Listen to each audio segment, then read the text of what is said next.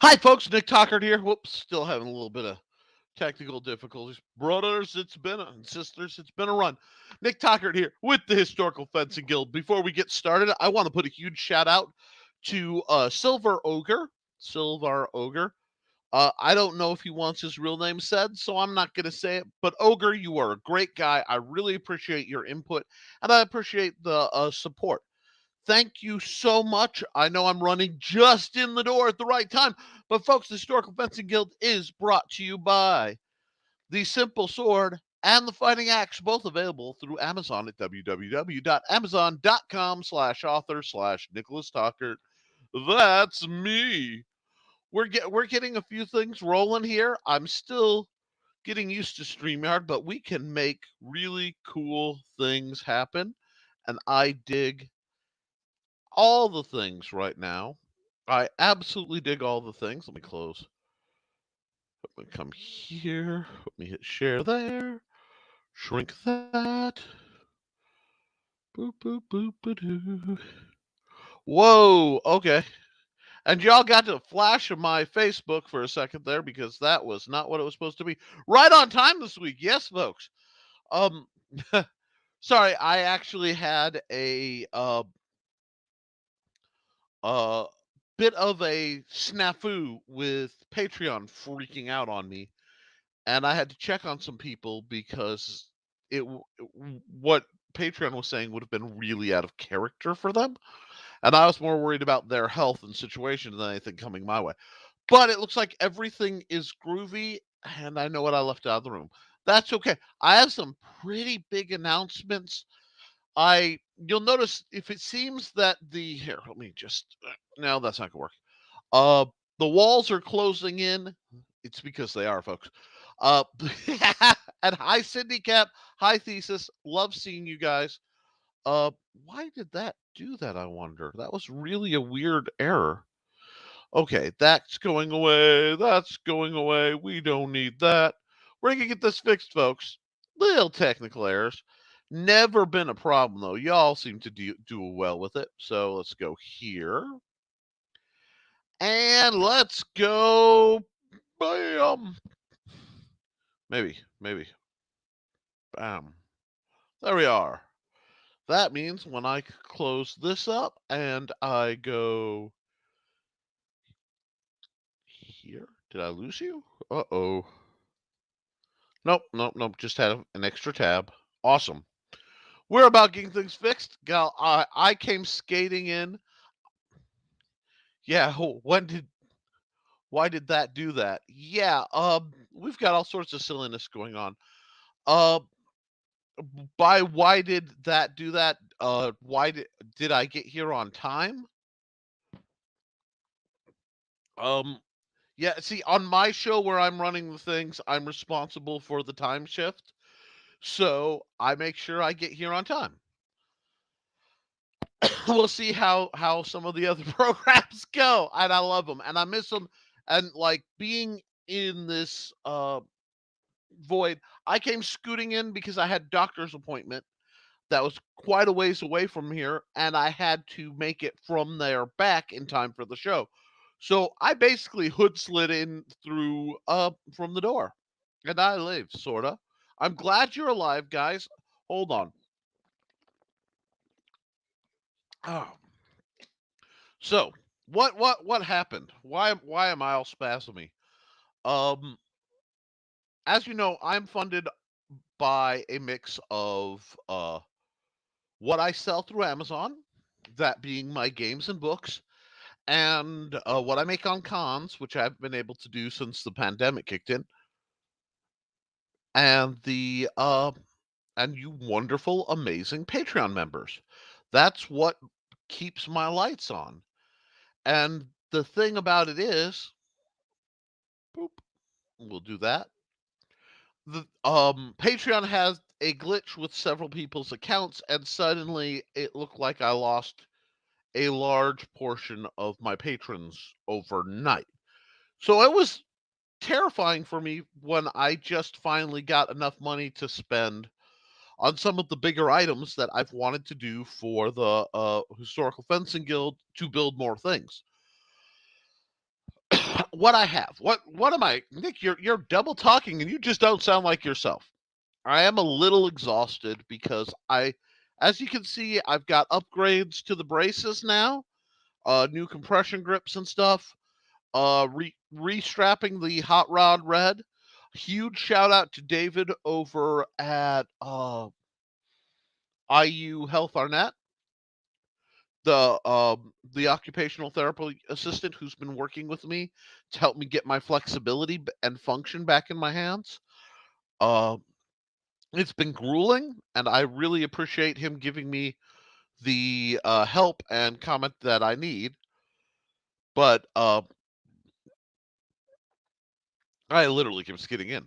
So yeah, Patreon's been glitchy. I think several of the because I talked to people like, "Are you okay? Is everything okay?" And it turned out that in all cases it was the credit card, but my margin for error in what I do to be able to afford to get the trainers and the gear and everything I'm planning is very narrow. I have to always be careful. So, what have I got? Why am I excited? Well, amongst other things, I have a second I have a 3D printer that I need help assembling, but I also got a very good deal on a plug and play 3D printer. So I can use that till I get the bigger one done. And I can use that to make miniatures that I can then sell at conventions to have money to buy gear for the guild. That's kind of how this works. My work funds, emergencies around the house and guild work. But I also got a little very light webcam. So hopefully I can set up the rig that I want to, which will be an over the top live stream. So I'll be able, all my live streams are over the top, but no, so that I can and I'm getting a comment dump too. Wow, it is just a day. Uh okay, but whew, let's reset. I'm gonna take a second. I'm 10 minutes in and I feel like I've been spinning my wheels.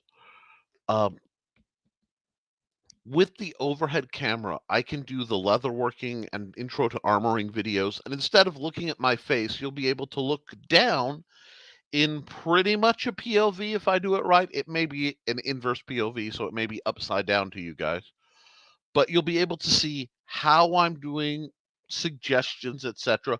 Because seeing what I'm doing will be far more important than seeing me.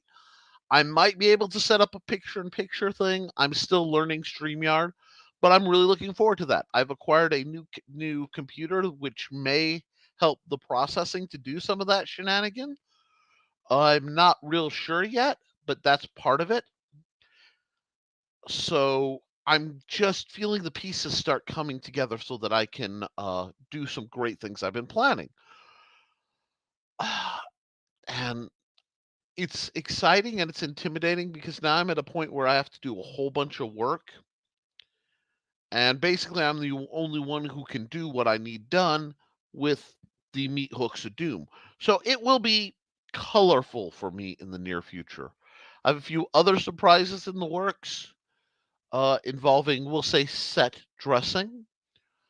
And then I have some writing work projects that I'm toiling on, and I have a bunch of handwritten notes that need to be compiled. But let's get to your comments for a little bit, and that'll give me a minute to clear my head. Cindy kept open the show with Happy Friday. Right on time. Johnny Cage. Yeah, why did it do that? It took me a second to realize what Johnny was talking about, but I'm going to just scroll ahead to Patreon being weird again. This is why we should try OnlyFans. Johnny, I'm sexy, but I'm not that sexy. Now you could get away with it. I've seen you, man. You are gorgeous, but yeah, they have standards allegedly, and everyone knows standards and I don't usually mix. This doesn't belong on that format. But, we'll see. Yes, please. I would very much, if you are comfortable as Patreon members, and I talked about that on Patreon, I actually was going to send out another message today because they got to hear that the new camera's in and a few other things. Something else is in the works I'm really excited about that's coming, but I'll let the patrons know about that first because it's nice to get back on that rank. Um yes, please by all means, if you are one of my Patreon members, through Patreon is probably the best way to do it. Send me an address you feel comfortable sharing, a PO box or whatever. I don't sell addresses, I don't sell information, I don't sell email, I don't share it with anybody. I'm greedy. I'm protective. You are my people, so I'm supposed to take care of you, not feed you to the wolves like the parasites out there on the internet. No, folks, I want to help you elevate. And to do that, you need a safe place. And that's what I would do. But if you can, please send me your things because I'd love to at least send you a holiday/Christmas card. If that Christmas isn't your jam and a specific holiday is, let me know in the comment and I will try to tailor it better to be as supportive as possible. And if not, you'll get something rather zany from yours truly. There may be other surprises as well. I have something in mind, which is why I was shocked when I saw my numbers drop. Now, and yes, it's the holidays. I can wear my Griswold shirts. Yes, folks. To the commenter who messaged me direct. Yep, Griswold family Christmas. I'm all about that. And hot chocolate. I love hot chocolate, guys. Hot chocolate is one of the great joys in life. I don't trust it while I'm doing my show. I'm still running the Mio bootleg stuff. This is the orange version when I don't need caffeine. But brothers, coming off an hour of occupational therapy, a little bit of caffeine is nice to reawaken the sentences and clear the mind, which can be addled by pain and exhaustion. So we're good. Things are good. Actually, I'm really excited because I have a lot of mobility progress. I got 25 degrees of movement and uh,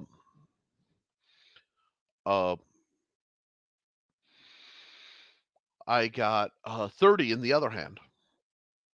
Now, I don't know how much more I'll get, but that's a lot of movement, and I am really looking for it.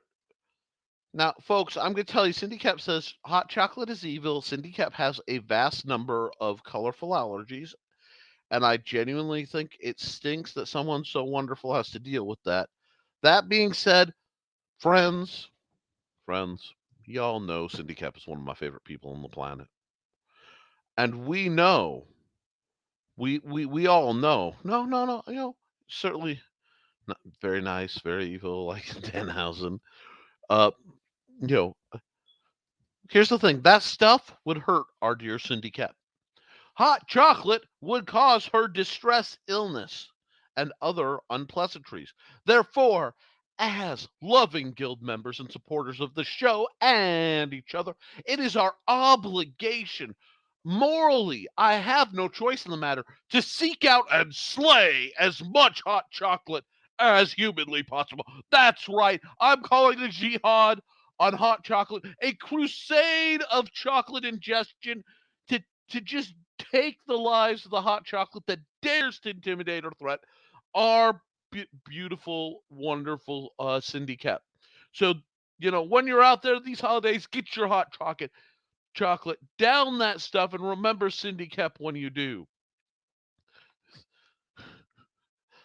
Foxy says, "I'll help." So I just had that. Go. I did my part bit from Starship Troopers. Oh, the hilarity. Um, So yes, and nice to know the truth. Yeah, I do physical therapy exercises, and I have to basically do all these little hand gestures. And I'm wearing. I love these. They use this thermoplastic. Oh my gosh, I wish I had some sheets of it. It's a little tender, for our use, but boy, it would be fun because this is actually like here. I'll show you beneath the surface a little bit. This is custom plastic, uh, lightly heated and molded to my hand with they're like, do you want white or black stripes? Or I went hot rod red. You gotta have hot rod red because you own things. those movies were so awful they were great. Exactly, and that's where I love.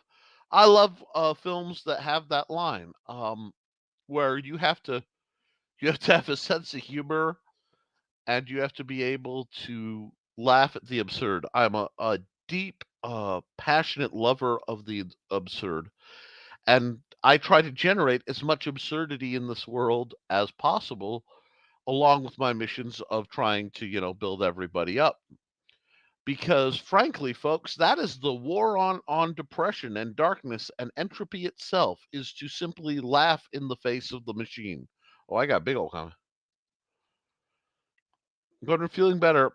Foxy and I will start winter training. Can you suggest some low impact stuff to do while we're building her up? Wonderful question. Guys, oh this and I can't wait to hear what movie you're talking about. But let's be on topic for a change. Guys, I just like try to shove my mic up my nose.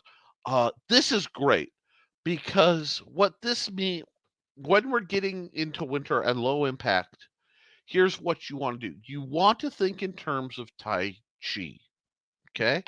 And I've been doing what I call fencing Tai Chi for years, where I take the basic core movements of the simple sword as a system, and I break it down and I perform them incredibly slowly so I can achieve masterfully. There, achieve masterhood, masterhood, mastery. There it is.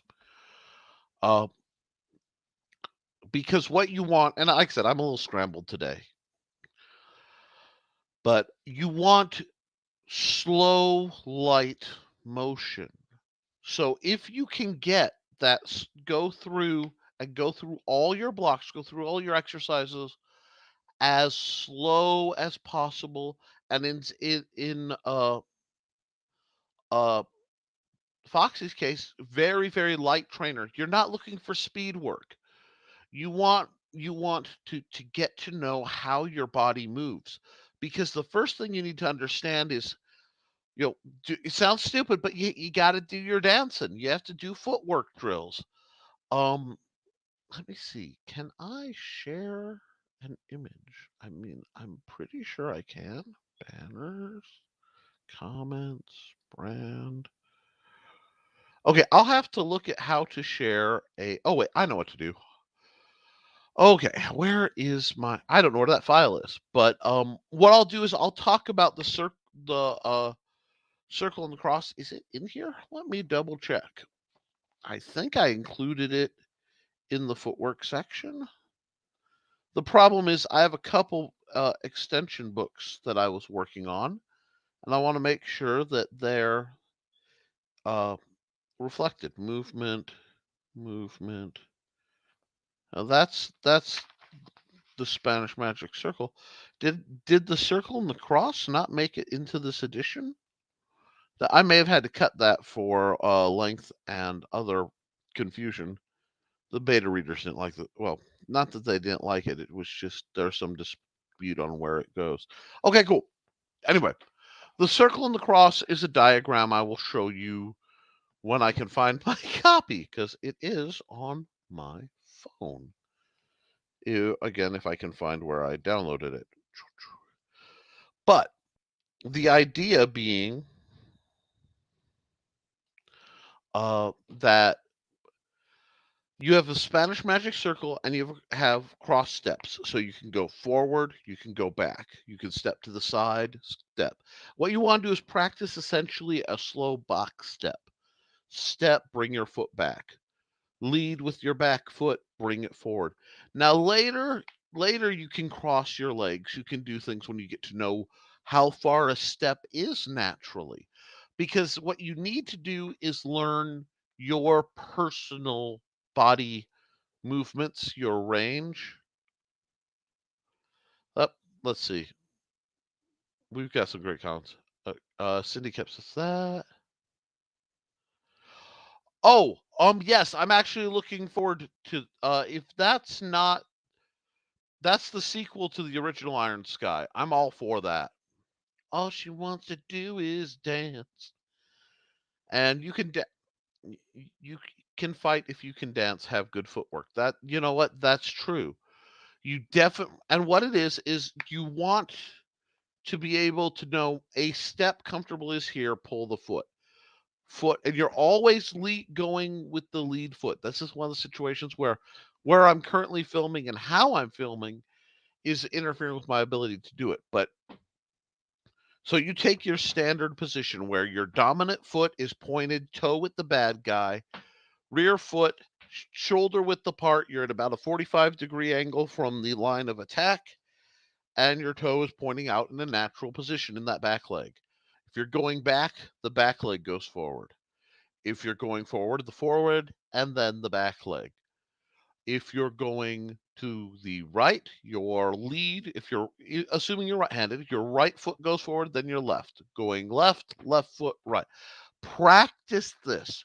This is great cold weather stuff. Practice this all day. This is one of those where if you're ever waiting, you're doing the little box step. Feel how your body moves. Understand where the inertia points are, so that as you move, you have to get your body moving and stop your body. Those 2 points are where you're most likely to trip. So from there, you go and do drills. And before you're doing, let me see what I want to double check. Can you suggest low impact stuff? You're not sparring. I showed you guys how to make a very simple, inexpensive target, or just use the ball. Work on your targeting. Work on the moving target and the wall pillow style target, and go with those. You want to build yourself up, but always be moving slow, in control. And one of the hardest thing is when you get to where you're sparring, but you're sparring at extreme slow speed with incredibly light calibration. Not rushing is a massive thing of discipline, and that's good.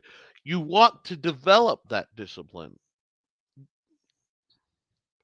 So what you want to do is slow.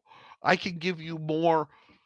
uh, there are more methods. You can hang a dowel rod or a stick or the tube that wrapping paper comes in, or a piece of wood lath, and hang it horizontal so you practice parrying something and then going into your target.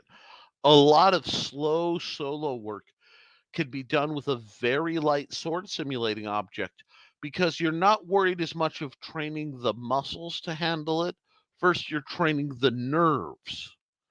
And if you do it even with a very lightweight, eventually what will happen is you will get consistency. And as you build consistency, you will slowly build very consistent, very powerful strength. It takes a long time, because basically you're going to use a lot of the principles you find in physical therapy and occupational therapy to heal, to teach yourself to do things safely. Okay? Because I need to know that I can go here and, like, from right, let me go here. Let me look. Yeah, perfect. I've blocked a fencing sword with my hand. I know, boink, that is the line of my silhouette. And understanding the lines of your own silhouette, where your boundaries are, building that spatial awareness and taking that time will give, just ridiculous dividends in the future, because you're starting from a controlled, refined, space. Because when you know what you're doing, you can slowly add speed so that the same thing gets going, but it's still as steady as the motion would be as slow as you can. Okay? And don't worry about the specific motion I'm doing. I'm actually doing a low downward cut uh, up close, because that's working with what my thumbs and wrists are able to do right now. But I just want to put this out here. Foxy has slayed a cup of hot chocolate in Cindy's honor. Glory! Glory to Foxy and the slaying of the chocolate. Mm.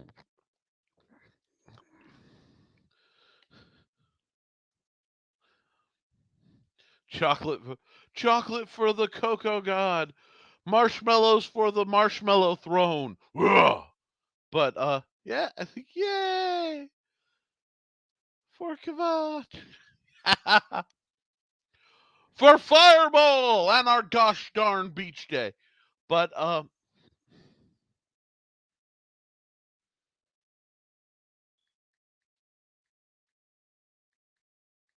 sorry.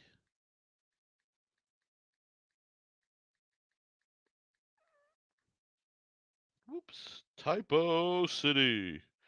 Okay, folks.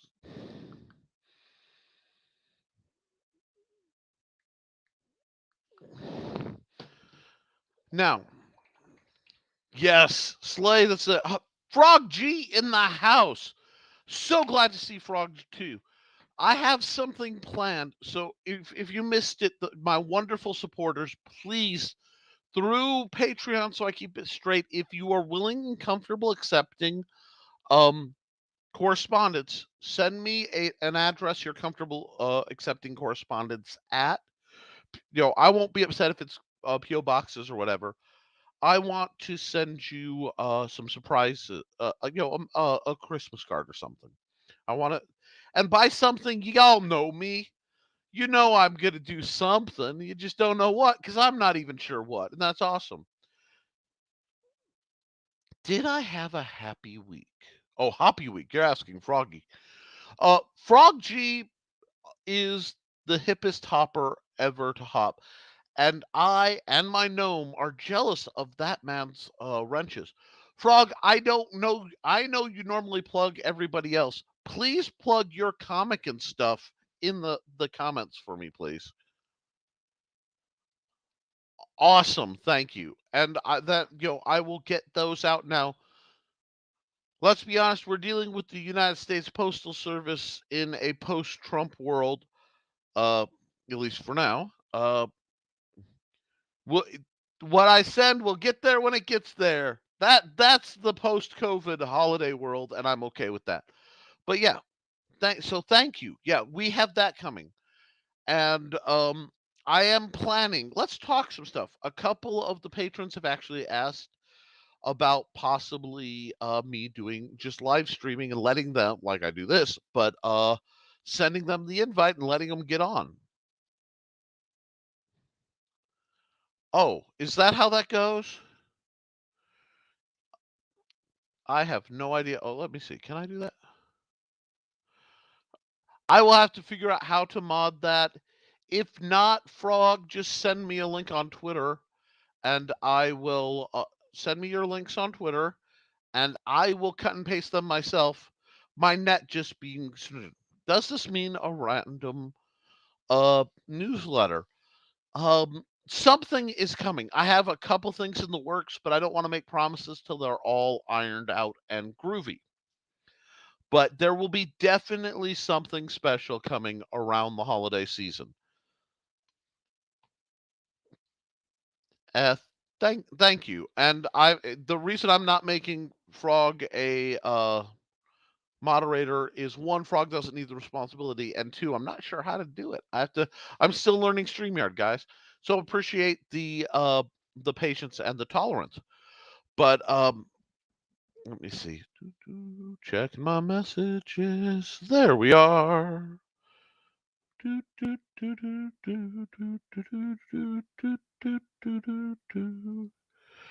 Copy link address. So, yes, there we go. Paste link address. And that is the link Frog sent me for his amazing comic and stuff.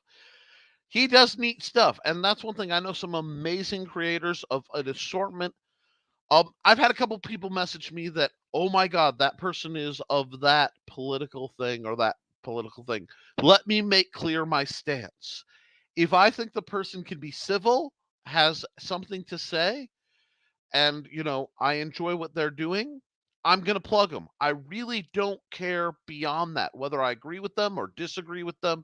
If they're putting out quality and effort and civility, I think it's important that we do that. So that's how I feel.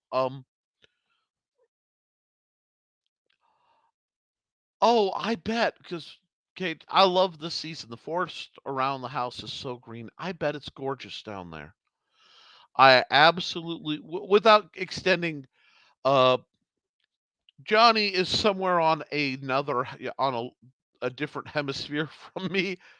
So, winter for me is the onset of spring and summer for him, and that's glorious. Enjoy it. Um, right now we just kind of have meh like 40s. So I'm not really worried about go frog. Wait, if I didn't say feel so awful, I would say I would join tonight for discussing. And you know what? If that changes, all you guys got to do is message me direct or comment here. I will gladly send the link because I think I have this happy little invite button.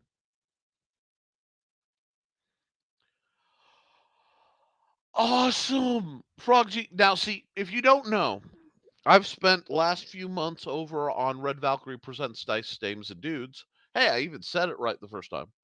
Running a campaign based out of Basic Fantasy.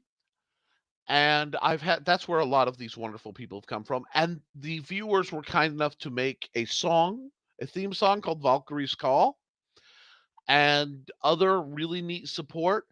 So it will be interesting to see as I've been trying to figure out how that's all going to change with the thing. So a new verse would be amazing, Frog.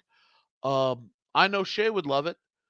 Um, I have some surprises really heavily in the works, and I realized I had some access to files I forgot I had because I was an active librarian and I had participated in D&D Beyond for a while.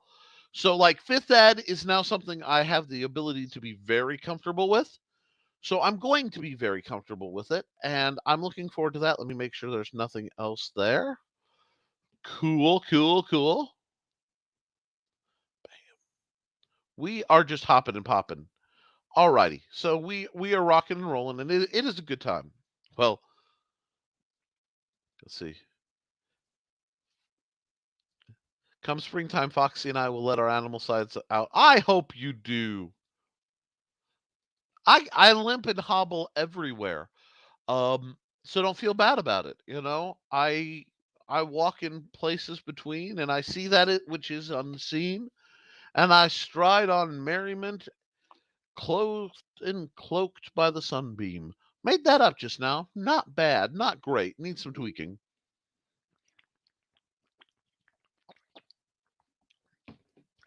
And unlike you, Lopan, I got the green-eyed girl. Anyway, um, sorry. I figured there was some sky-clad humor or discussion being involved, and if you have the means to do it, go out and have yourself a good time. I am chronically Caucasian, and the sun, the evil orb in sky, basically incinerates me at a glance. That's why I wear a big floppy hat pretty much every time I leave the door.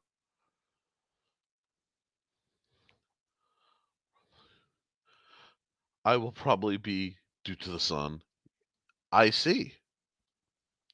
And well, I don't see. I don't want to get in trouble. Nobody overstepping here. But okay. We've been chatting. Um, folks who know, patrons, did you guys see my message today? Just out of curiosity. Yeah, I would rather not look like a lobster. Yeah. Ooh, God.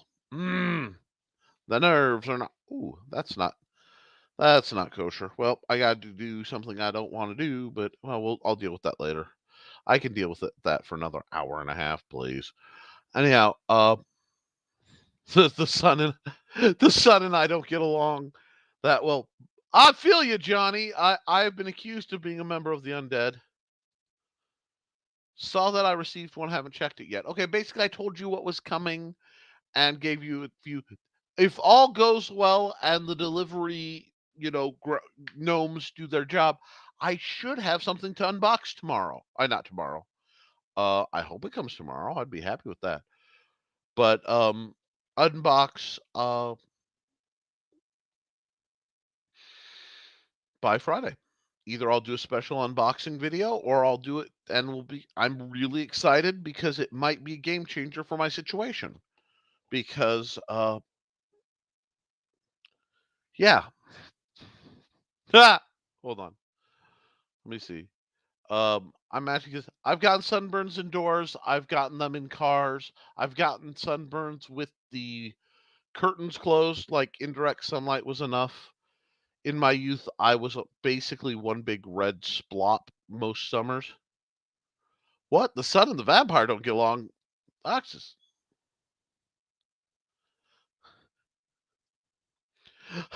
Froggy saw and read the update. Looking forward to the unboxing. Also love the phrasing of wingspan challenge. Yes, you see, I am both horizontally gifted and vertically challenged, but I'm also wingspan challenged. So this may be a major boon for me if it works really well, and if not, I'm certain I know who it would be a major boon for. And I am so happy our good friends at PHA got something in stock. So yeah, that's us. You know, those of us who have to the T Rex community. Give me two grabbers and I'll conquer the world. Uh, and by grabbers, I do mean the little picker up dudes and not the bizarre squid like monsters from the Scottish Deep from the Scottish Tremors ish movie.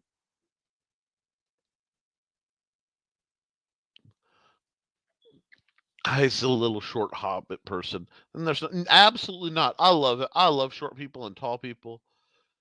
And I'm vertically limited, but wingspan empowered. Absolutely. Cindy Kep, you are a delightful example of elven grace and equipment. You just have that long and lean, and it's delightful. That's why things like my elven thin blade exist, because beautiful, tall, skinny people deserve, or beautiful, slender, long armed people deserve weapons like this. Now, I love it, but as you can see, I have a bit of a grip problem. Like, that's not going to be a thing.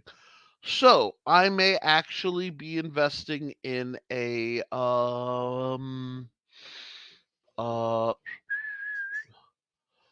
a pistol grip. Now, before the algorithm gets weird, a pistol grip is a type of fencing foil grip that allows you to manipulate the sword very, very differently. It has nothing to actually do with firearms. She's graceful in a way that's different. I'm going to tell you, grace comes from attention and slowness. To, Grace is not built quickly. Foxy, if you want grace, you can have it. You have to know where you are, spatial awareness, and practice. And you can get some pretty smooth flow. Oh, you have ogre energy. I've seen it. You have like lycanthropic ogre energy. Big long arms, fairly tall, but I've worked with a lot of people along that build. It's not fair, but it's great fun. Now, one thing I got. I'm going to encourage you guys to go through the PHA catalog because Christian's been cranking out to get restock going ahead of the holidays. So there are a couple items that I've been after for months, nearly years, that are coming up. And while I spent because I needed to order the 3D printer to handle a couple things I want to do, both for my private business kind of stuff is what funds the guild, and it all kind of circles back together. But so for the big stompy robot stuff and the camera and what I ordered, that kind of maxed out what I could have for a while. But there are a couple other things that are really worth ordering, and you want to snap them up before somebody else does. Just accept in your heart it probably won't be here by the 25th, and that's okay because get it anytime you get a sword or sword trainer in the mail, It is like Christmas. Now, let's see. Elvin, he has a lot of reach on him. Okay. What, Foxy? I don't want you for the long period of time to worry about Thesis's body. I know that sounded terrible as soon as I said it, but what I mean, if you spar, worry about getting a piece of the arm. Okay? Stay offline from the weapon and just get a piece of the arm. As a shorty, you either have to be able to jump right into their shorts. This is the goblin approach. Boing! And chew their kneecaps off. This is why Steph Marie exists. Uh, confidence. Confidence. See, the problem with me is I can sense a beautiful woman in the room, and whenever I do, I tend to fall over. Have you seen the female guild members of the past and present? Have you seen my wife? I've almost become like the guy who's invisible, but only when nobody's looking. I can do amazing stuff as long as nobody's paying attention.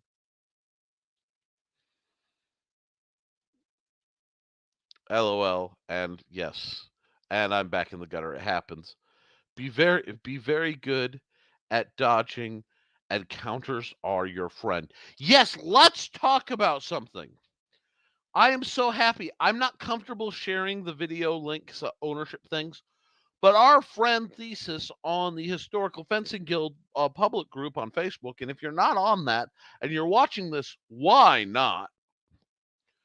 Uh, Shared Kendo versus strip fencing, basically, and it was a fascinating bout. Um, it did show that Epee has very weak guard against a downward chop on a high line because that doesn't exist. That tells you how streamlined the style has become. I really would love to see that done with a saber guy.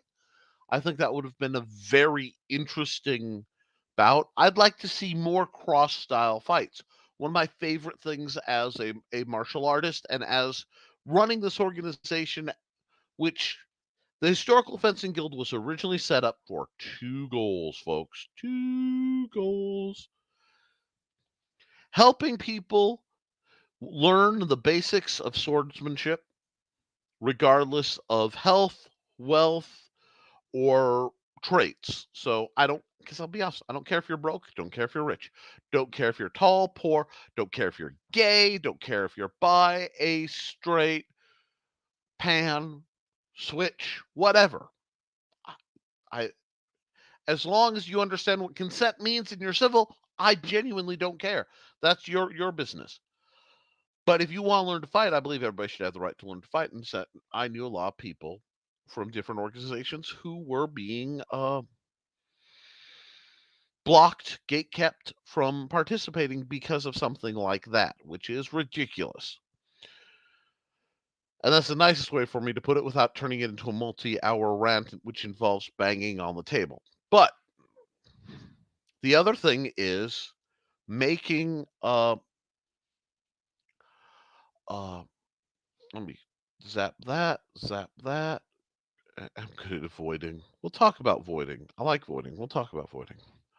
Uh but the other thing is I wanted the Historical Fencing Guild to be neutral territory. That way, if somebody who is an amp guardian and somebody who is SCA heavy or light, again, don't care, uh, you know, US strip fencing, perhaps, somebody who's into unarmed combat like Aikido or, Taekwondo, or maybe they did a little bit of staff work or whatever in their dojo. They can all come together as potential colleagues and have a free, open discussion on the arts, the attitudes. And that's what I want to facilitate. Someday, I would love to do a convention. I would love to get a hold of all the groups in the area and just say, this is a recruitment and discussion so that folks can talk, they can do demos. I would love to someday set up something like that and say, SCA folks, Amp Guardian, Canorac, Again, strip fencers, kendo guys, whoever is in the area, come here, let's have a conference, you know, a world's fair of martial arts. That is a dream, and I've tried. While I haven't been able to do that, some of my best practices have looked way. When you've got a Krav Maga guy playing with a Salat guy in one corner, and they're doing things with knives that are basically immoral. All trainers, all safe, because we all try to follow my basic conventions, which are very basic for the purpose of allowing this crosstalk and then the physical discussion. Because one thing, and like we saw with that video of the kendo and the epéist, and I say épée because he targeted the arm. Foilists are all about the body. A saberist is going to go offline. So if they're targeting the whole body and they're not throwing any concussive shots, that's an epéist. But because I couldn't see the blade due to I was watching it on my phone, little tiny, which is good because I wanted to focus on the motions and the activities. Uh, I want them and I want you to have the ability to get together and discuss. And when you are doing slow, safe sparring, especially in this situation, what does your school teach? You get the chance to uh,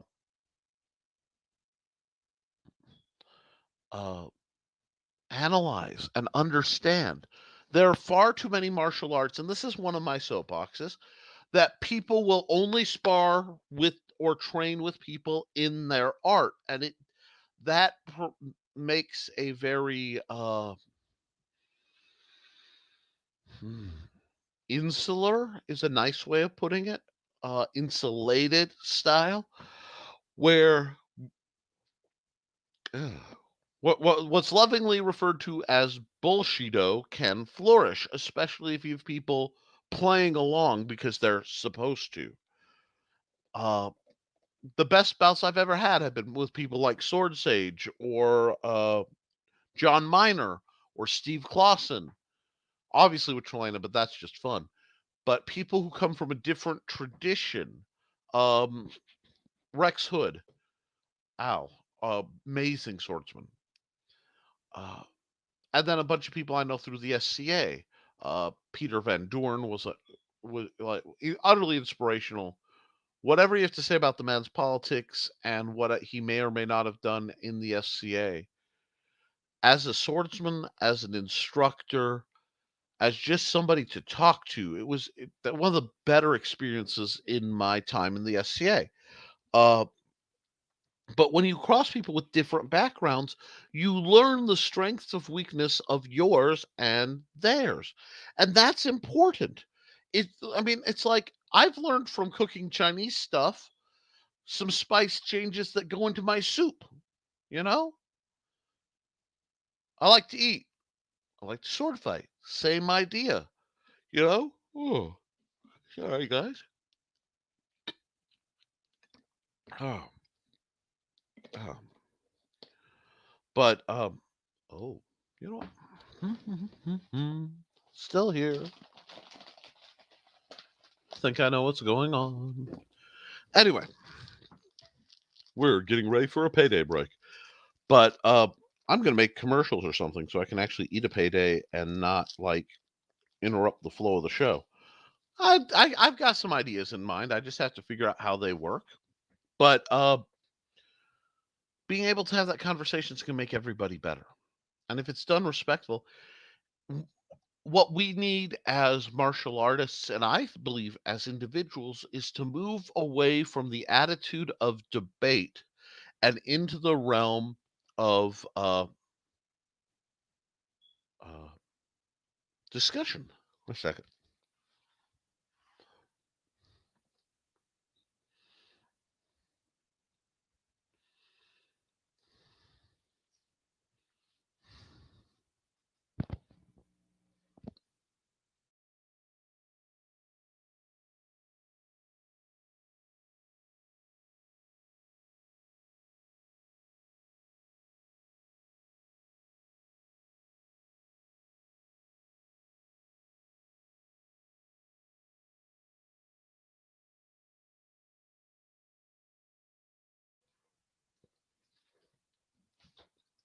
But okay, there we go.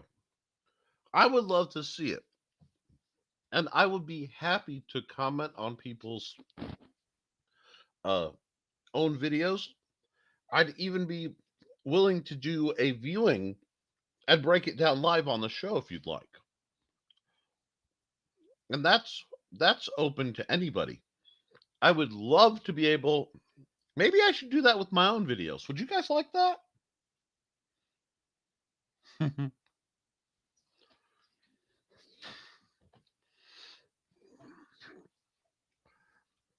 And sorry about that. Yeah.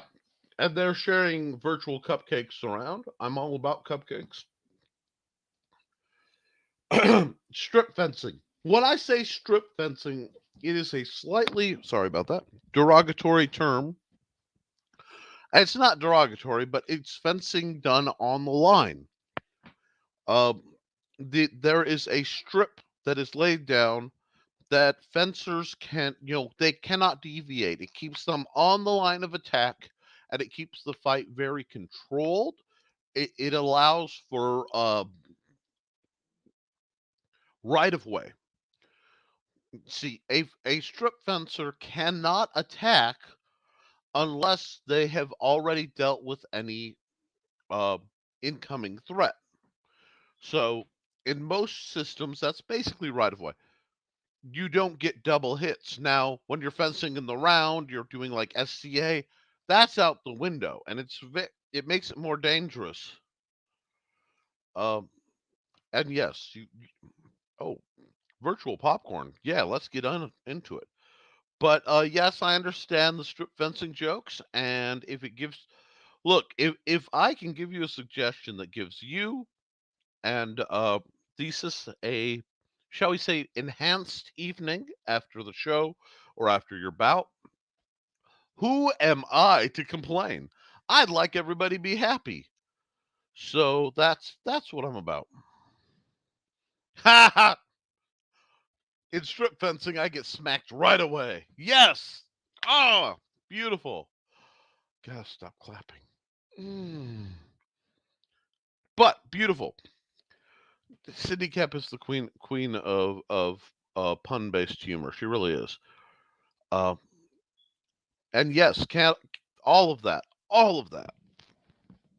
If you ever want the best kettle corn, pretty much in the world, there's a little tiny festival at the end of August in a park in the south, just south of Michigan City, Indiana, and it's called Frontier Days. It's a little tiny thing, like $2 to get in per person. I mean, it's trivial, but they have free. They make it in a giant metal kettle, and they put the sugar on. They cook it over a fire. They stir it with a boat oar. It is amazing kettle corn. So look it up. Uh, yeah, every year it's one of the highlight little festivals. They also have a pewter smelter who uses one of his molds is 250 years old. Actually, a lot older than that because 1900, uh, 1500. Wait, no, not 15, 1700s. It's from the It's Robin Hood. I actually have a couple of the little Robin Hoods from that in my old. I collected pewter. But yeah, so go to that. Go to your little festivals. There's great food there. Let's see. Tai Chi, Mantis, Bagua, unarmed Bagua focus first with sword for me. Tai Chi, Wing Chun, boxing unarmed with Destrenza focus for Foxy. Okay, okay. Everybody should do something like Tai Chi because my joints are literally not human standard. I've had to modify it so much that I might as well just keep doing my fencing version.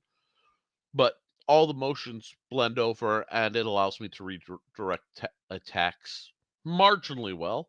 It's not judo. I'm not going to, you know, fold somebody's clothes while they're still wearing it. But I usually can say, why don't you take that over there for a second? Uh, but yes, something like Tai Chi Mantis is interesting. Wing Chun will serve her better, give her strong boxing. Boxing's an interesting choice too. That's interesting. Um, Wing Chun is very speed aggressive. You might want to look into to getting a little bit of maybe judo or mm, I don't want to say aikido because if I say aikido, people won't you like oh I can't remember the name of that art. Oh, it wasn't the 7 point style. But you want to make sure you get something as a smaller person that really builds around redirection of energy. So the Tai Chi will be very good in that. And both folks have said, yo, please like, share, and subscribe. I am fighting the YouTube algorithm. This is considered a weapon-based channel because of what I do. So I have to be very, very cautious both in what I say and how things go. Ah, Jody McPhee from the desk of a small press publisher. I'm doing pretty well. It's been an interesting evening. I'm recovering from stuff, but we're making it work, and I love that.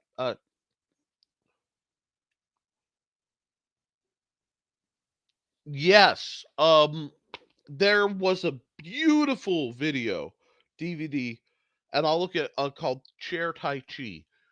That I actually pulled. I ended up because that was a period where mobility it was pretty much gone. Uh,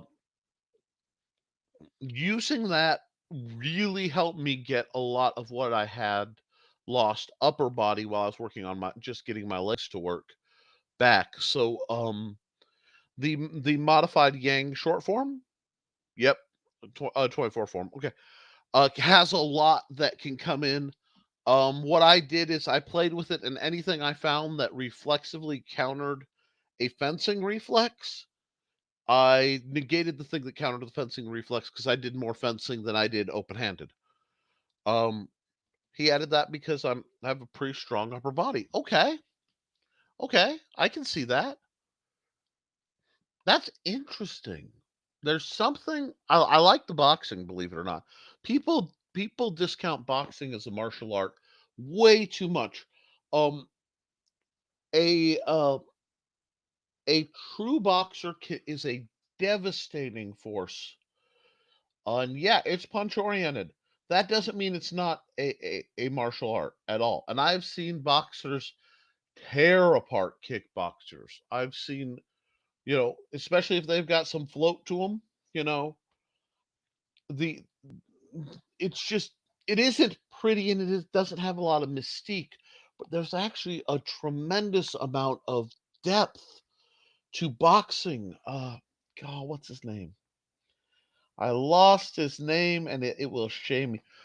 Uh, what there's a martial artist. He runs a channel out of China, and he's, I believe, an American, possibly from Utah.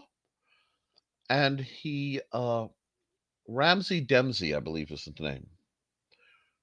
And you'll know because he's the world's smoothest voice. It's just butter. But great, great fun. Ah, okay. I also have a lot of aggression have the aggression needed if you get me to the point where I do fight. Okay. If you are a jump in your shorts kind of fighter, oh my gosh, let's get that aggression. And while we're talking that, what should we consider equipping somebody like you? You have limited strength. Oh wait. Oh, I'm going to get back to that, but I saw something about Syndicate that I wanted to. Most of the range of my motion, tendonitis in all movement joints. That is a good start. That's wonderful. What you're dealing with, a lot of what we do is weapon based. So if you're doing a martial art that's open hand, you need to see what will flow well with that. And my first thought, and I don't have my trainer, I mean, it's around on the other side of the curtain, or do I have the trainer? Yes, I do. I would actually consider getting Foxy a set of these guys or similar and cutting them off. So very basically a short shank, uh, what is it? Not lion's beard axe. I can't remember what's called. But you're gonna find something that allows uh rapid, narrow cuts. Where's my a karambit actually might flow really well because if you're going to do boxing, something like a karambit or a let me close that off because you're looking at my face, or a small axe kind of scenario where you have a rhythm. Believe it or not, ooh, no. Oop, I can barely hold this up right now. A small hammer style can really flow well with a Wing Chun. I just can't quite use that right now because yeah. Yeah, deer horn axes could work really well because you're going what you want is that light fast it's ironically I see Wing Chun, if you're looking for the shortest way to process it, it is the ultimate application of speed bag boxing. You get what I'm saying? Does that make sense? Well, answer. Let me know what you think. I might be way off base using that as a very short answer, but that's speed and timing and a very rapid series of motions. And so, yeah, I could see possibly Chinese deer horn axes. I do worry about the calibration of them for the purpose of sparring because you're going to have the two main outside points really coming down fast and kind of furious. So you might actually oh, excuse me. You might actually try something trench knife trainers. Trench knife trainers. Let me see. Let me see if I can find it. The trench knife trainer. Have I lost my side of the wall over there? Nope. I know I have it. It's just a matter. I see it. It's way down in the bottom of the box. Hold on. That. That. Axe gang. Glove that's been missing for months. Aha. Foxy. Trench knife trainer. If you're not comfortable with a oh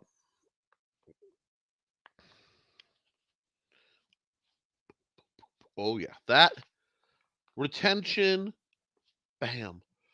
This punch, cut. Yeah, I was trying to get something out of the box. Thank you, dear. That was my executive producer leaning in. But you might try this. This is not a silly looking weapon. The strike edge of a knuckle duster is highly effective. This locks in very well for smaller hands. I can even lock in comfortably with the brace. And when you start, especially if you're going downward, which I normally don't like, but there are styles, boom, boom, boom, boom, boom, boom, boom, boom, boom. That the hammer blows that you're gonna learn, pop, pop, pop, pop, pop, pop. Especially with a boxing striking style, something like this or an ale knife would be wonderful for interweaving that. Executive producers, yes. And you're probably thinking Ebogu, maybe?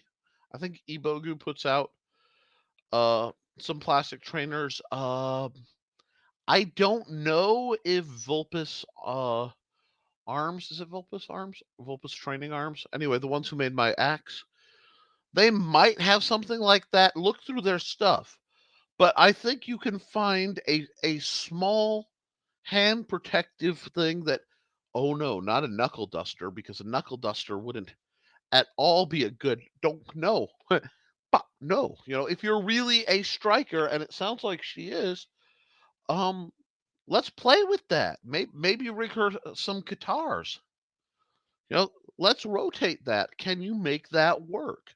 And play with the different trainers. Heck, guys, this is the era of Amazon, right? We all got these cardboard boxes laying around. I had to make sure not to flash any addresses. Uh, make a cardboard cutout of what feels like a weapon.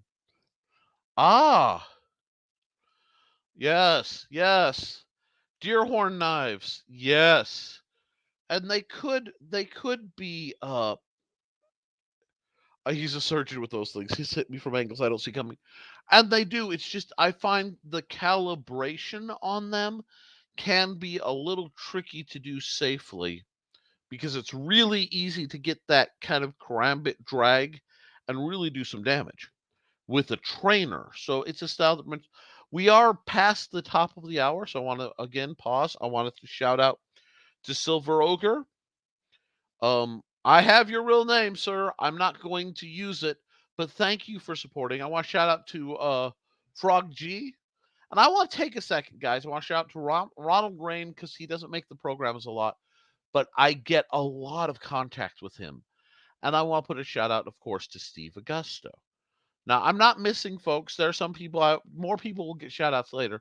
But Steve Augusto was my very first Patreon member. He's been through so much, but he's still, $1 a month, and I could ask nothing more. It is an absolute privilege knowing his situation that he's that generous. And or $10 a month, I think. But you guys just what you give in attention and support is what lets me keep doing this, especially when I don't have the students to work with right now. Oh yeah. Now way earlier, we got distracted because Cindy kept said something delightful, and I need to get all the way. And we want to go all the way back to encounters are your friends. Tall people, short people fighting tall people. If you're a tall person, being a sniper, from my book, not gun based, is a valid and obnoxious style. Hang back, poink, go. But as a short person, being a counterpuncher. So what you want to get good at is either voiding away from the hit, uh, parrying and sliding in. So there's a lot of let me see, is this available? Or is this how long? Whoa, whoa, whoa. How long is that board? Will you come here, please? No, don't do that. Anyway, I'm gonna arm you for a sec. Oh, I'm flashing the old picture of my wife's family. Anyway, here we go. We gotta talk about parries. And I'm gonna hold on to the sword on this end because this one's a bit longer than what I normally. I got balanced. Yay. And we'll take this because stop. Thank you. If I get a block in, okay, blade transfer on the inside of the blade. So especially hand block, whoop, to the blade, write it in and get them. You want to control this. Okay? Let me put that up here. So if they're poking you, and we'll do a little bit more POV work, it come in, hit, deflect, open up for your attack, and use the weapon as intended. If an axe, it's going to be at a 90. If it's a dagger, you can open up and go for a rising shank. There are a lot of options. But as a short person, you need to be able to uh,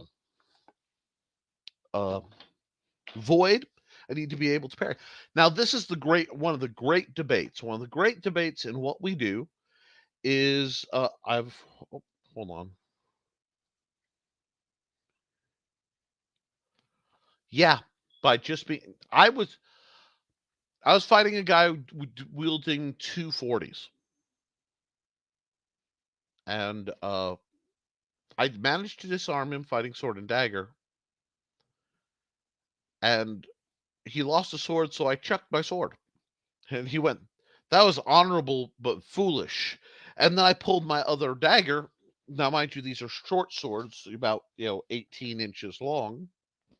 And I went, it is neither. Parried with the dagger, wrote it in, and make with the stabity death. Um, because I needed the control factor and I needed to be more aggressive than the sword would let me. So I totally get that whole range game. Don't underestimate an aggressive short fighter who knows what they're doing.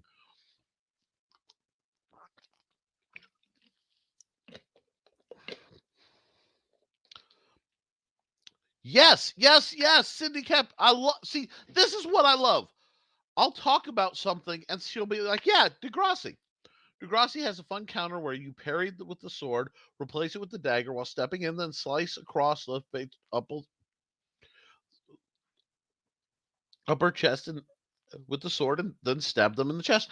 Yes, that there are two types of blade transfers. Okay, in what we do, there are two types of blade transfers. I'm going to move this comment. It's a beautiful comment, Cynthia, and let me get something you can see.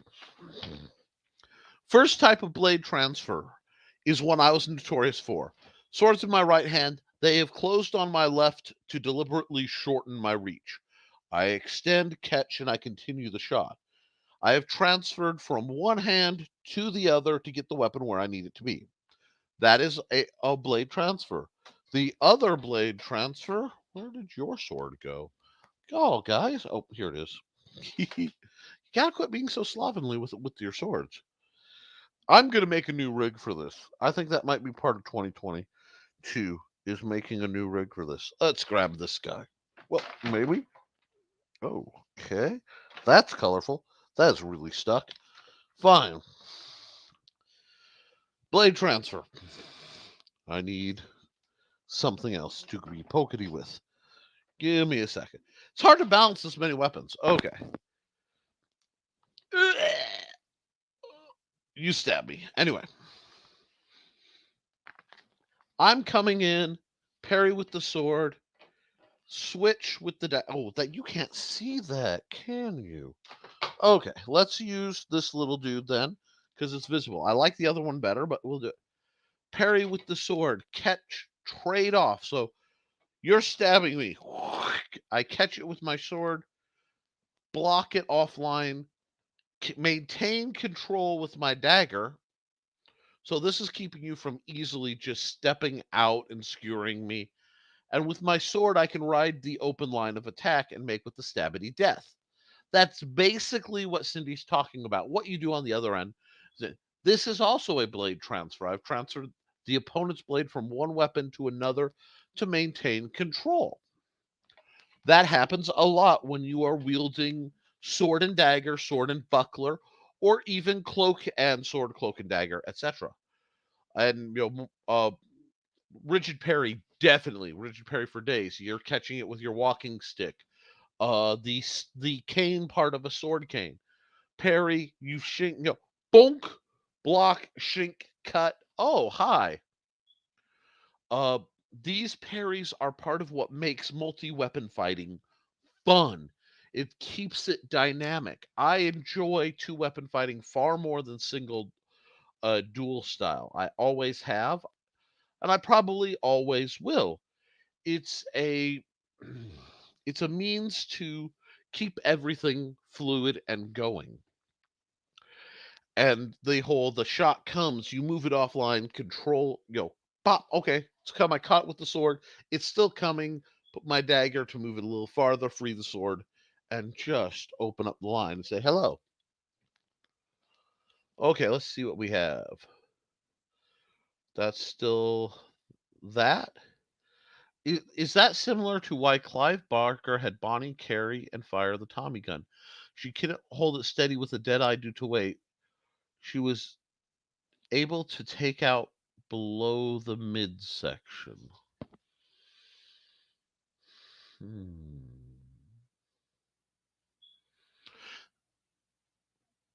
Interesting. That's interesting.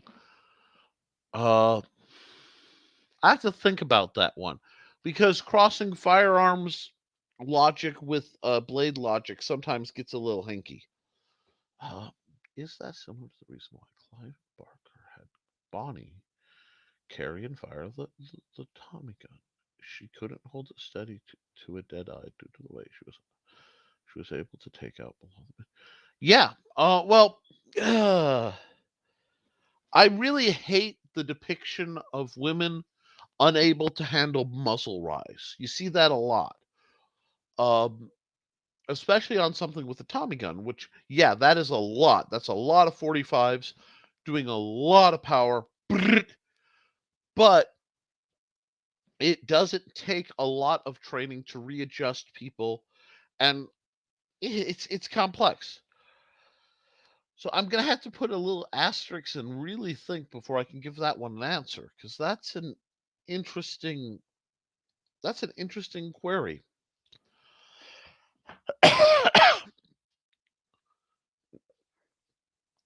Oh, let's see.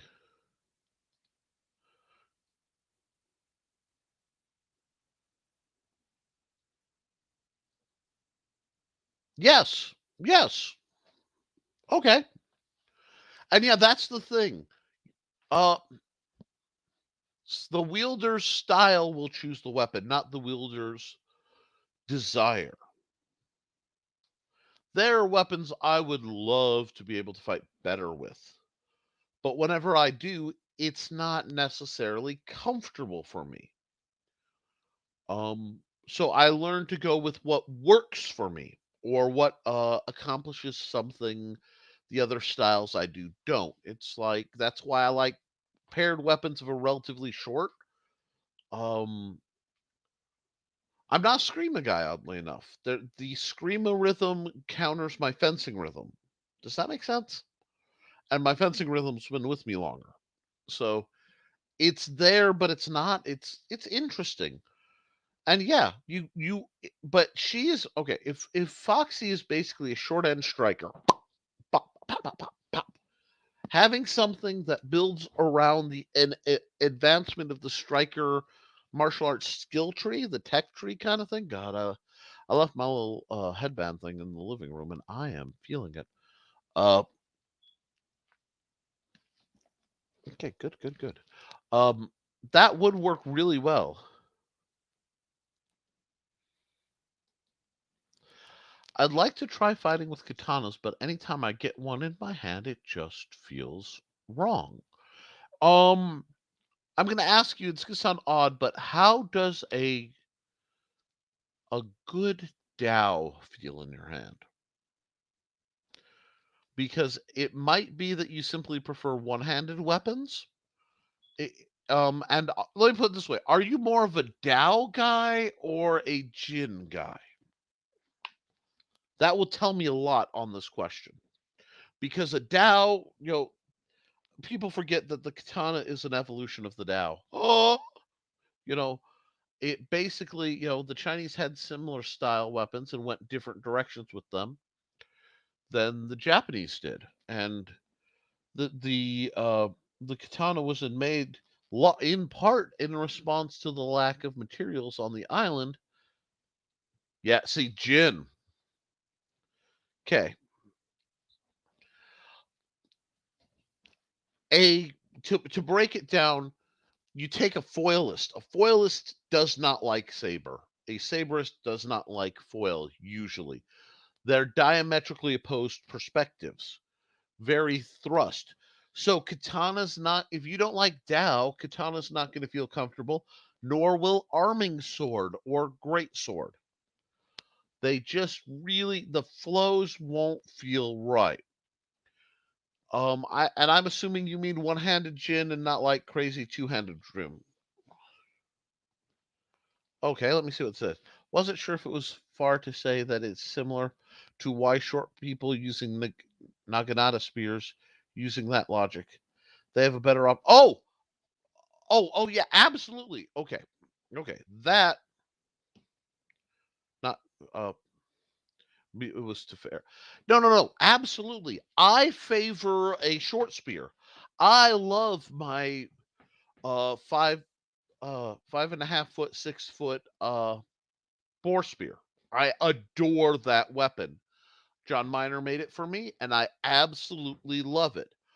I don't like to go much longer because I have always had grip issues, and the leverage gets to be too easy for me to pull. But that is a classic way to counter when you are a shorter person. You are fighting. One of two things happens. You either max out aggression. Okay, three. I'll give you three. There are three routes you go. Maxed out aggression. That's going to be your axes, your short knives, your I'm going to run in there and cut them up kind of stuff. Beautiful. I've known some people who you just want to hand them 2 butcher knives and let them go to town, like the big square cleavers. Ta, ta, ta, ta, ta, ta, ta. I don't know. Do I want an axe or knife? Here's both. Ta, ta, ta, ta. You know, that's one set. Some are like, fine, shield, mace, squat. I do not move. Bam, bam, bam, bam, smite. Bam, bam, bam, bam, bam, smite. Lather, rinse, repeat. And then you get the ones like my beloved wife. She did that a bit. Warhammer and shield, sword and shield, axe and shield, did a bit of that. But you put a glaive in that woman's hand and she's absolute heaven. 7.5 foot long war glaive makes my wife happy. Because it gives her the reach, the leverage, the control to offset and be better. The spear. The spear in all its evolutions is such a wonderful weapon. It really is the primeval weapon of war, and we always come back to it. At the end of the day, and what's a bayonet? It's a spear. Your rifle has become a spear. You know, spears are just primal to humanity. They work, they're simple, we get them. And when you're short, a spear gives you reach, and because you're short, your pivot point, so the angles of your attack can rise up under the comfortable angles of an attack of a taller person. I don't know if that's making sense, but that rising spear shot is definitely going to be a thing. Yeah, you aren't okay. Thesis, you're not an offline fighter. Uh, at the end of the day, you're going to clean in and be much happier coming in for a very light cut or a very direct thrust. Dance in, cut, stab, pop. That's fine. Uh, that tells me because, and that's going to give you sort of the tech tree of the rapierist, of the Taoist, the weapon art, not the religion. I don't judge either way, but want to be clear. Uh, yeah, I'm sorry, you're going off the rapierist, the Jin, a small sword, light, effective, sharp thrusting weapons. Heavy concussive weapons, your Dao, your saber, your shamshir, scimitars, falchions. That's not your bread and butter. I think Foxy might be a bit more concussive in her fighting style. More. Okay. So one thing you might consider is training with a shield. Do not ever think that shields are not effective or useful, especially for a smaller person. If you have to get in, get yourself a cheap riot shield. The cheap clear you've seen them, riot shields. They're lightweight, so you can handle the weight. Although a heavier shield absorbs blows better. And then a short to medium weapon would do really well. If you're going to go, a short to tiny weapon, yeah, the deer horn or the piercers, but don't be afraid to go with more conventional weapons either. I mean, there's a lot to be said for a big knife, hon. A big knife in your hands is essentially a short sword. It's going to flow, it's going to slash, it's going to move and be dynamic. You're going to really like it. Oh, and totally turtle. Um a round riot shield should be a full-size shield for you if I'm eyeballing right. You avoid center bosses because I think you're going to want a strap shield. That way you're not fighting the weight. And yeah, look into those. I have one. I have a couple. I think I know I have one out in the uh, garage. I can talk about homemade shields and different variants we can discuss. But don't be afraid to consider a shield, especially if you find you have difficulty with one of your arms. Ah, you could easily adapt.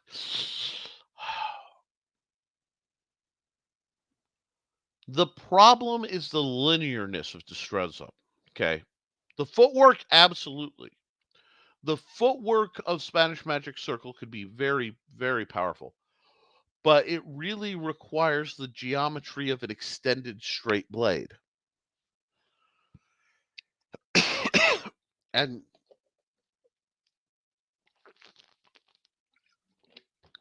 especially for someone of Foxy's build, because reach is already a massive disadvantage. You can use some of the footwork to get better circling, but you're still putting you're not doing enough by coming tangentially off the line of attack to really get the reach with a deer horn. And I want to make, you know what? Give me just a second, because I want to look at something. Boom. Let's see. I want to make sure. Let me come here. Search this. Boom, boom. Before I get a chance. Okay, so we're all on the same block. Let's talk about what I'm talking about here. Oh, boom. Share screen, window, boom, boom.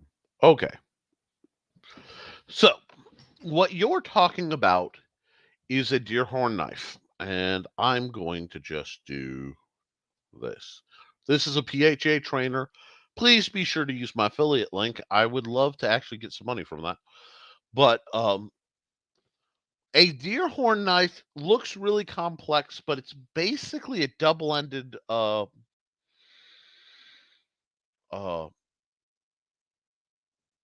karambit with an extended finger hole. If you basically took a karambit, mirrored it, stretched it, you get one of these. Very with a little the inner spikes, but you can see the evolution in my head. That your main reach on that's going to be, in this case, the topmost spike. So this guy right here, extended. She still has relatively short arms, and because of her because she's busty, she's gonna have to work around the boobs more, so she'll actually need a little more length for that. I think the short end. I can't wait to see what Cindy says about this, but what's Distressa footwork, but Wing Chun up using. Yeah, see, that's just basically you're saying come off the center line and hit. It would be like doing the wooden dummy, but coming diagonally at it. I can see that. Um, Now, see, I have done a mutant version of Distressa with two daggers to marginally good effect. Back when I could move. Um, and see, that's where we're getting into blow through the stronger opponents who could blow through my parries without much effort. This right here, guys, friends, this is why you have to learn when to refuse the blade. And that's why if you understand a cavazione, a disengage round, okay, let's arm you back up. Why is your sword over here jammed in the box so hard? Anyway, we're gonna cavazione. We're gonna talk cavaziones for a minute, best I can. Okay, disengage round. So if they're poked at you, and I need to do this upright, maybe. Come on, this has a curve. Oh, it grew another curve sitting around. Okay, I need to get this offhand here. That's fine. Going from here to here and in. So I'm gonna make you see, you don't uh you don't want to get caught in contact. So if they're stronger and you feel your parry going, you want to be able to just let the parry go, but instantly disengage and do something with it. So that means you have to be out of the way. And I just got a big old splinter in my finger. Okay, there we go. So that's why when you are a weaker opponent, you need to be able to combine a parry with a void. So it's not just I'm blocking and buying myself extra space, because if they parry through, they just blast through my parry, I have more time to do something shady. That's where it gets really important. Now, the big guys will tell you either parry or void. Don't do both. You're wasting time and energy. That only works if you are 100% sure your parry will either work or will fail. Being able to adjust a parry where it guides and deflects off, where they think they've blasted through, but they've actually set you up, is a very good thing. Um, and the other thing is, you might just, it may not flow right to her, Thesis. So, what I would do, take corrugated cardboard, cut out, just, you know what, here. Real easy. Nope, nope, nope. Let me do this again. Cut out something vaguely that shape in corrugated cardboard. That way it has no weight. 2 or 3 layers of cardboard should be sufficient. Wrap it all up with masking tape. You could also do basically a soft trainer out of foam, but we're looking at very disposable at this point. Let her move and feel. I think she's going to find that the curve grip, so let me do this. This grip, let me make that bigger so we can at least see. There we go. This grip is going to be a very orthopedic grip. This is going to be very comfortable to have your thumb in this region and extend with this portion of the blade for maximized reach. But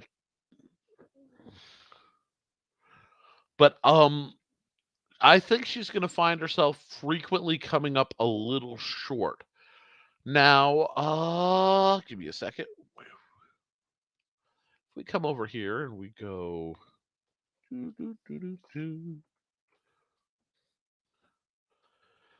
look at, sorry, oversized. Look at something like, this is the dagger.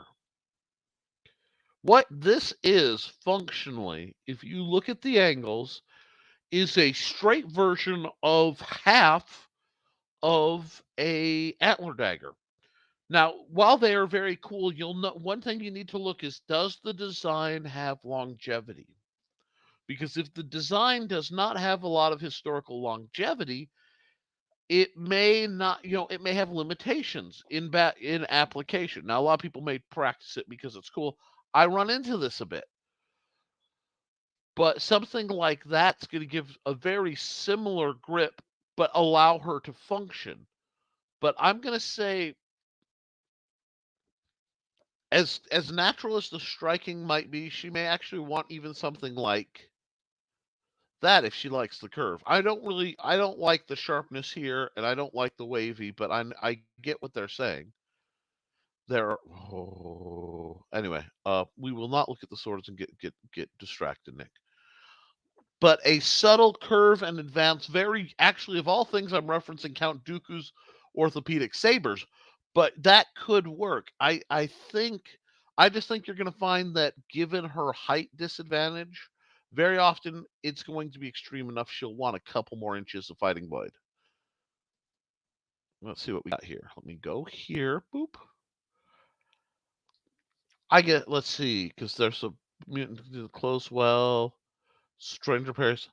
I get that, Cindy. I have a lot of muscle strength, though. The times I've tried going against people, well, most folks I've trained with can at least stand. I can at least stand my ground, if not overpower. So, running okay.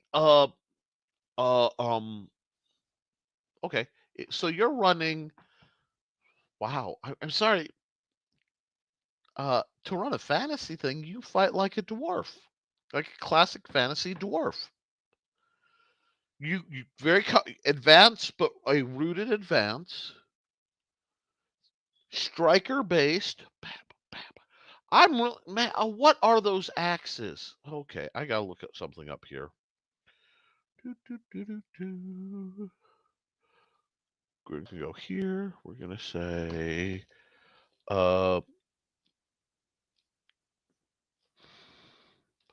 martial, because there's a type, martial arts axes. Because there's one I'm looking for, not the Viking Tactical, although those look good. And oh, I love that thing. But let me go through the images because it's like Lion Axe or something like aha. May I heartily suggest, if you're going to stay Eastern Systems. Whoops, it didn't switch over. That's cool. Sorry, I'm looking at stuff and you can't see it, so I just need to fix where I can. It'll be just a second. Share screen. It went away. Let me go window. It went away there. Oh, Chrome tab. Boom. Okay. Now, there we are. Cool. Those axes, or something similar, that style, if you want to stay very Eastern, might work. Let's see. Let's see. I'm going to just shrink this for a second. Yeah, the axe pair might just be what you need, Foxy. I kind of have to. My tendons are strong. Without strong muscles, I would fall apart. Gotcha. So you're using muscles to get over tendonitis, or not tendonitis, but weak tendons. And there's nothing wrong with that, honey. Get the best of both worlds. Legion of the Small, rise up and dominate the overly tall oppressors. I'm looking at you. Oh.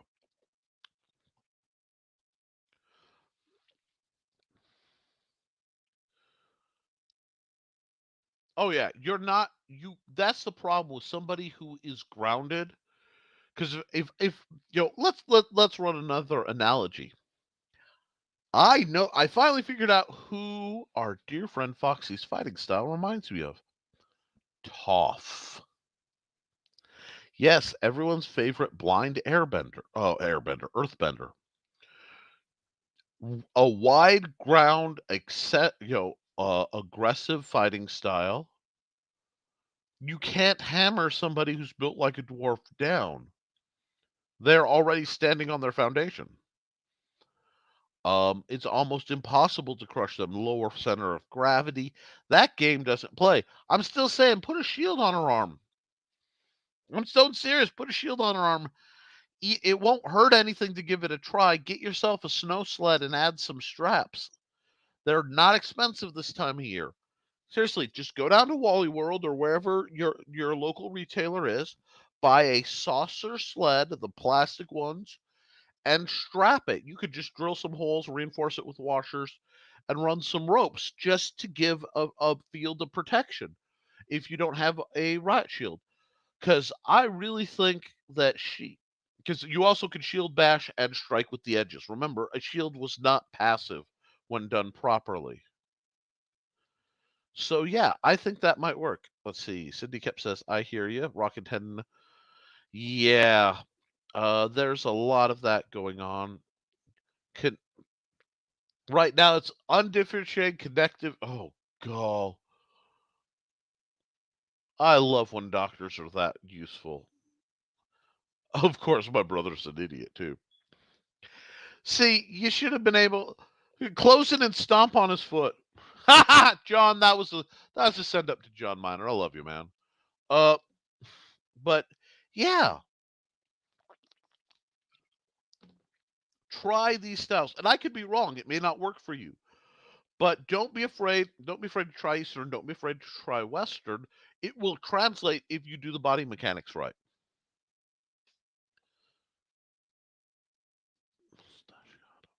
If you close with your opponent, do not neglect the mustachio. Yes. See, I like Degrassi. I like Degrassi a lot. I'm still a Gigante guy at heart, but I do like Degrassi, and I love. That's a good quote. I think that's it. So you know, I used to spar with John. He had literally a foot and a half on me, and at the time, 300 pounds. You could still hold your own. You just have to find your fight. And the hardest thing, guys, if you watch these videos and if I seem odd, it's because it's not me telling you this is how to fight. I listen to your input and I go, let's see if this works. I pride myself on being the Ollivanders of swords, where it's let's try, you move like this, you fight like this, let's try this weapon in your hands. No, let's try this weapon, let's try this. Oh, and then I've done my job.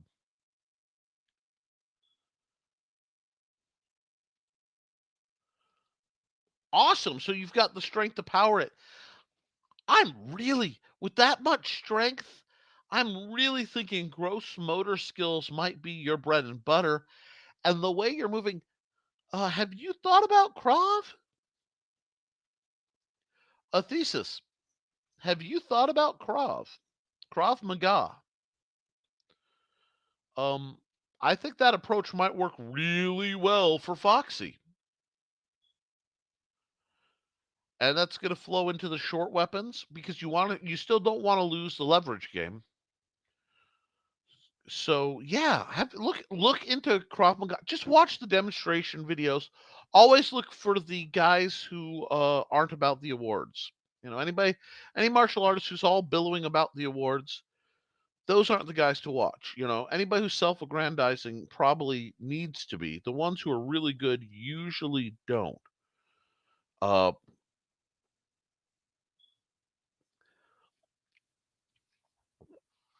okay, you would have to find somebody to teach her, and I doubt there's anyone local.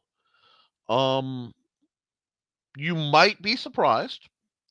But even if it's not formal, look online and just see if the style works, investigate because you're enough of a martial artist you should be able to look at the way another style is taught, via vids and go I can learn this from this. Even if she doesn't get the whole system, some of the gross motor skills, the large body motions, the very brunt, brutal, simple motions could be useful. Yep, YouTube University. The other thing is get Steve Clausen. Hold on. Let me go here. I know Steve's at work, but I'm going to send him a message right now. Okay, because Steve's always at work.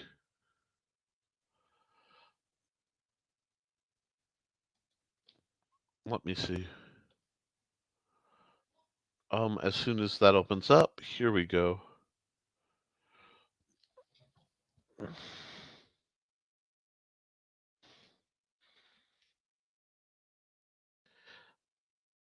All right, I am just putting Foxy from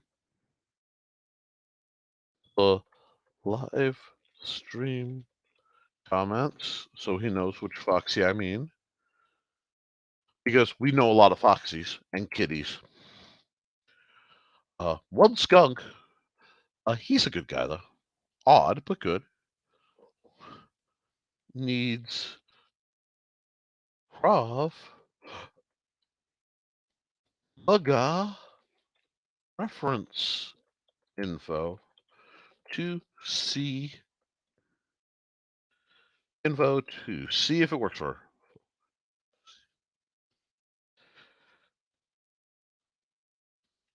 There we go.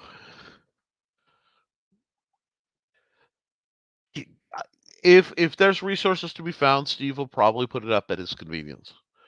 And I'm not asking him because I have absolute faith in his love of helping people learn that sort of thing. And I honestly, Steve is much like in build that Thesis is. A little stockier, a little more dwarf-like, but still as tall. Um, how do I put?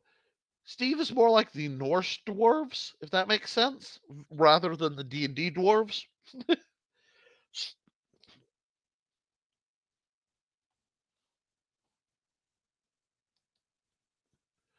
Exactly.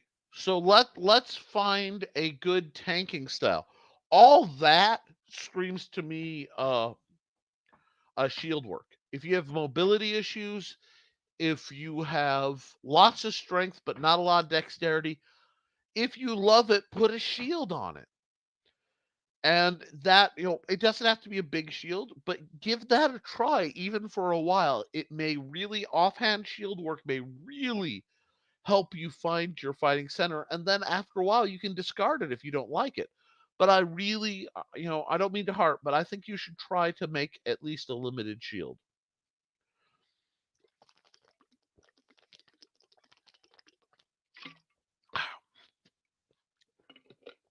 So yeah, let's do that. I think that is a wonderful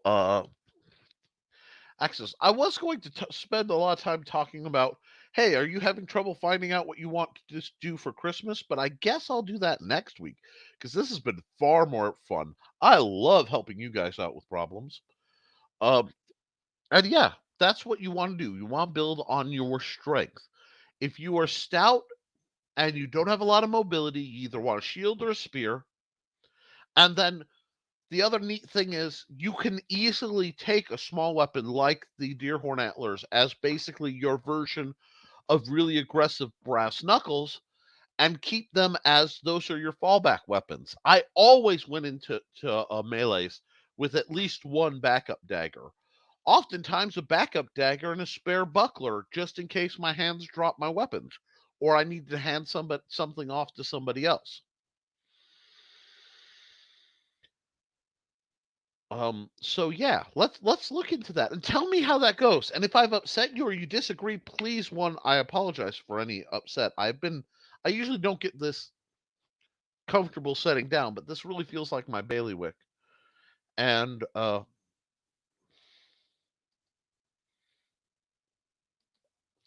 okay, that's all done. Cool. I think you guys can use that to really help yourself. Um, Mobility issues and tendons, please wear proper bracing. Okay, knees, elbows, maybe a back brace. I look before these. I look like Iron Man in all my gear. I toward the end, I'd go out in a back brace with that doubled as extra kidney protection, knees and elbows. Uh, Not at all. I'm pretty easygoing. Well, until I'm not. Respect. I tend to like women with said such traits. I like people who are not afraid to speak their minds directly. And what the hell? Oh well, something went boink. Uh oh, that's what went boink. Oh, I broke another one. Oh no, dang it! I keep breaking these. My little solar lights, and I just broke the one that was in there. Dang it! They're not made for. Well, it seems to be. It may be connecting by just physical contact. I'll have to see how that works. But sorry, little bit of impromptu science there. No, I'd like to see it because I do think you might be shooting yourself in the foot by negating reach at all when a short, straight weapon might be really beneficial. And I have something expressly in mind that, well, you guys know about because it should be coming, and the guildies who aren't Patreon members, love you guys anyway, will find out about later. Basically, as soon as it comes in, I'll do the video and you'll get to find out what I got and why I really think it might apply to Foxy expressly. And to be honest, you were one of the people I had in mind when I picked that specific trainer to purchase and review. Let's see. People tell me I have a long current German fuse and the Celt. Exactly. No, I believe it or not, my beard used to be pure copper. I understand what you're saying. Not mad. I'm not mad. I'm gonna take it, dude. I'm cool. I'm cool. Let's be cool. Let's be cool. Boom. I get it. And the thing is, that should all be under strict control when you're fighting. Your fuse should not be an issue. If you are mad, now understand. Let me caveat this: getting over the lizard brain that says, I don't want to hurt my friends or I don't want to hurt anybody sometimes takes an emotional unlock. But after a while, I'll find uh,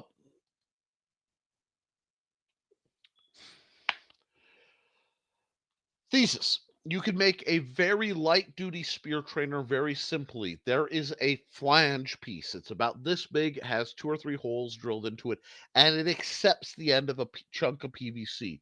Get a 3/4 inch chunk of PVC, so 3/4 inch diameter, get a 3/4 inch flat flange, mount a whole crud ton of stacked closed cell foam, so 2 or 3 layers at least of like camp pad, duct tape it all together so it stays on the end after you've glued it, and let her work with that. The weight will be good training and she can poke things.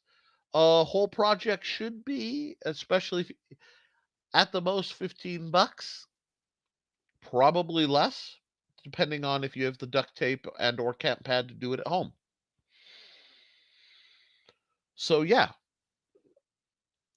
I need to get back to working on the book.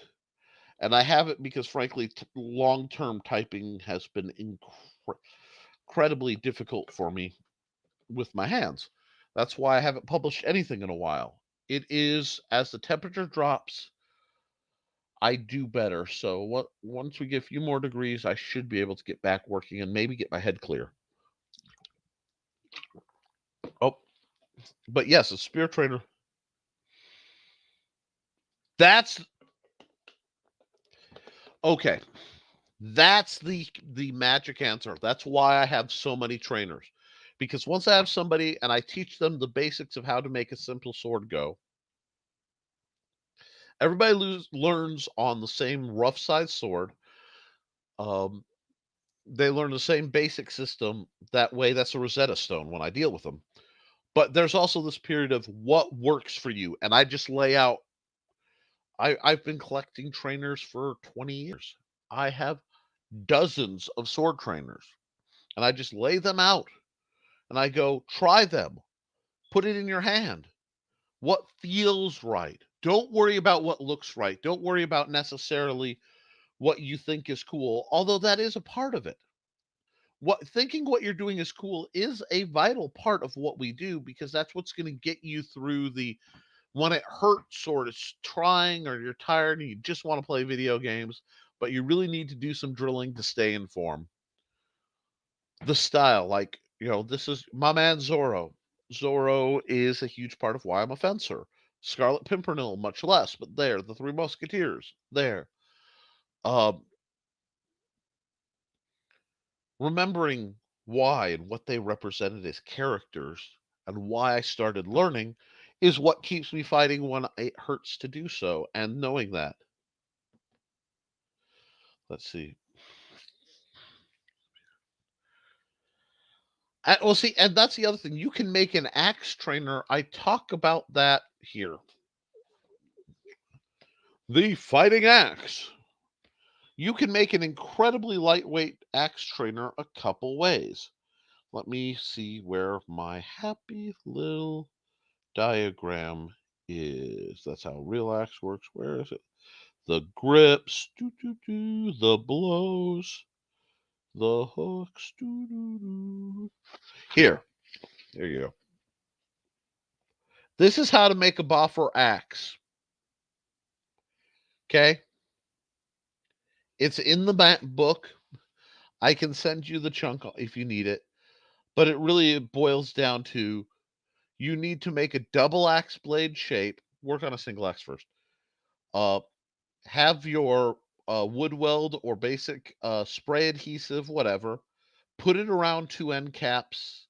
Put it around a chunk of 1/2 inch PVC with 2 end caps. Wrap it in duct tape. Wrap it in grip tape at one end. You have a lightweight, effective axe trainer for relatively little.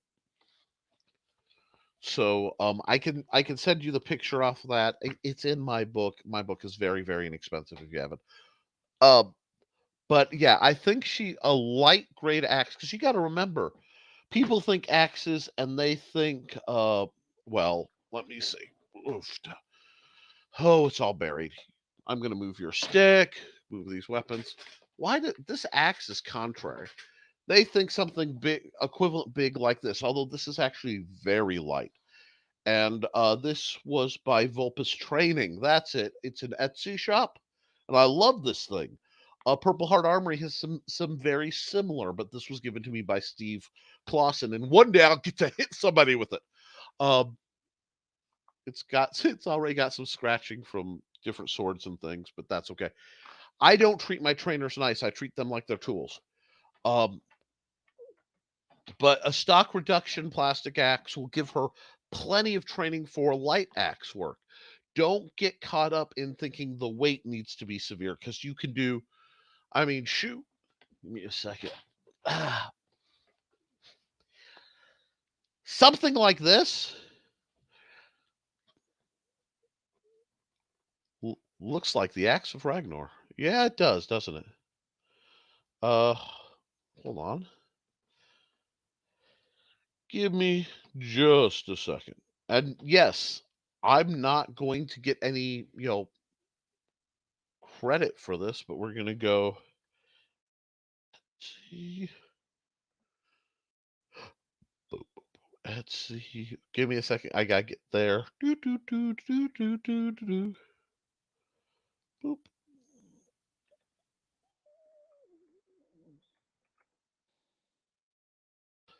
Vulpes Training. Oh, he's got some new stuff. But let me go here. I'm gonna get it all set up and then I'll show you what I'm doing. Have faith. This is pricier, but it is, again, it's American made. It's local.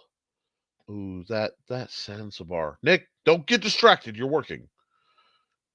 Working, working, working, working. Boom. Okay, we're gonna close that. We're gonna close that. We're gonna close that. He changed his grip a bit, but this is close enough. And we are going to share. Share screen. Boop. Do, do, do, do, do, do, do, do. Bop.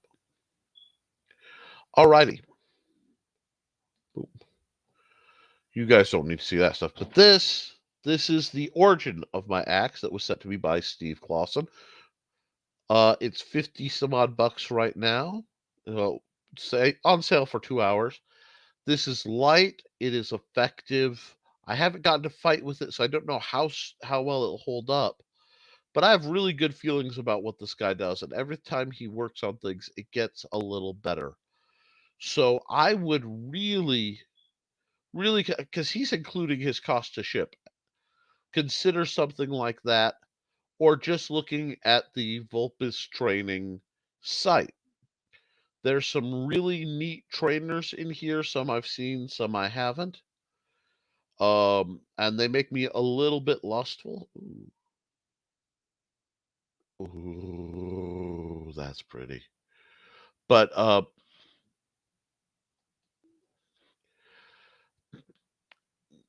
find what resonates and then make yourself a reasonable trainer facsimile. Because that right here, this Bolo trainer, matches Priscilla, the Shroud knife. That's almost exactly the measurements and blade geometry. So that's the other thing. Let me ask a question of you, and I'm gonna just do this real quick. Boop. I'm gonna do this real quick so I can see what I'm seeing. Foxy, if you are going out into the woods, into battle, into something, what are you more likely to carry? What weapon are you drawn to personally, regardless of martial arts? Oh, I have a splinter. There we go. I had a splinter. Ha ha! Um, are you thinking, hey, a machete? then find a trainer that matches that and works for you. That's why I'm constantly looking for knife trainers or knives that match the trainers I love. CRKT, please bring this knife back so that I can buy it. Please bring this trainer back so my students can buy it. At CRKT, I'm gonna put them on blast on Twitter. I'm on Twitter, guys, at and Talker on Twitter, and my gnome is at glitch underscore gizmo for the people who want to know that. But and yeah, I will put that on Twitter. We passed the 2 hour line at exactly 10 o'clock, which means I am on par, on schedule, and doing good. It also means I'm gonna have to eat something a little more sizable than that payday I threw in my mouth, and I am almost out of beverage. So that means it's time for this lovely party to wind on down. I want to thank Foxy and Thesis. I want to thank Johnny, and I want to thank Frog G as always. Cindy Kepper, you are a marvel and a goddess on the internet. It was so good to hear. Yes, I know. If you hear that faint beep, that's reminding me, Nick, it's 10 o'clock. You know what that means. Uh, Jody, great to hear from you. We had some great folks. If you are on Patreon, check your credit cards. There's the glitches going through. A couple people have been bumped off. If you're looking to support, now would be a wonderful time.